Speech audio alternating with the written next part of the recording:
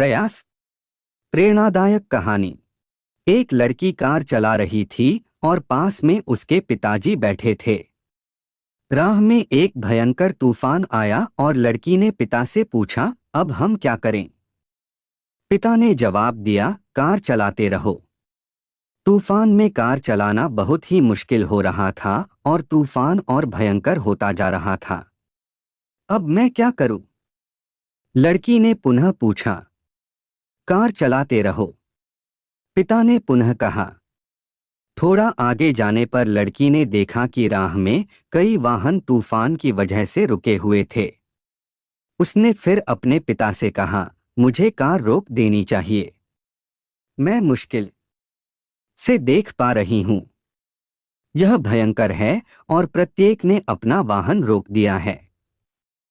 उसके पिता ने फिर निर्देशित किया, कार रोकना नहीं, बस चलाते रहो।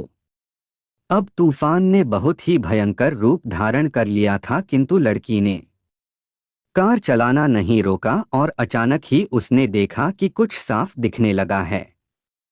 कुछ किलोमीटर आगे जाने के पश्चात लड़की ने देखा कि तूफान थम गया और सूर्य निकल आया।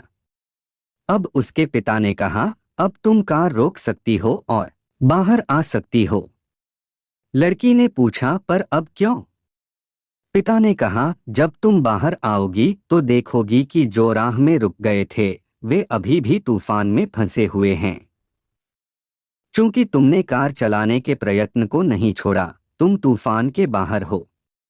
दोस्तों, कठिन समय हर किसी के जीवन में आता है। मजबूत से मजबूत इंसान भी प्रयास छोड़ देते हैं, किंतु हमें प्रयास कभी भी छोड़ना नहीं चाहिए। निश्चित ही जिंदगी के कठिन समय गुजर जाएंगे और सुबह के सूर्य की भांति चमक आपके जीवन में पुनः आएगी।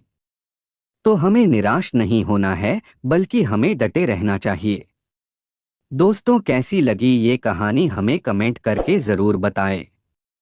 और भी बहुत सारी हिंदी कहानियाँ सुनने के लिए इस चैनल को सब्सक्राइब कर लीजिए, जिससे कि मेरी आने वाली वीडियो का नोटिफिकेशन सबसे पहले आप तक पहुँचे।